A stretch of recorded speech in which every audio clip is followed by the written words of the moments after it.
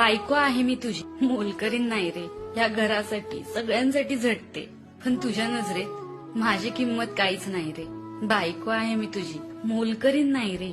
फक्त प्रेमाची आणि थोड्या वेळेची भुकेली आहे, नाहीतर जीव सुद्धा पणाला लावेल. फक्त थोडंसं प्रेम आणि थोडासा वेळ तुझा हवाय, पण तुझ्या नजरेत मी कुठे काय करते.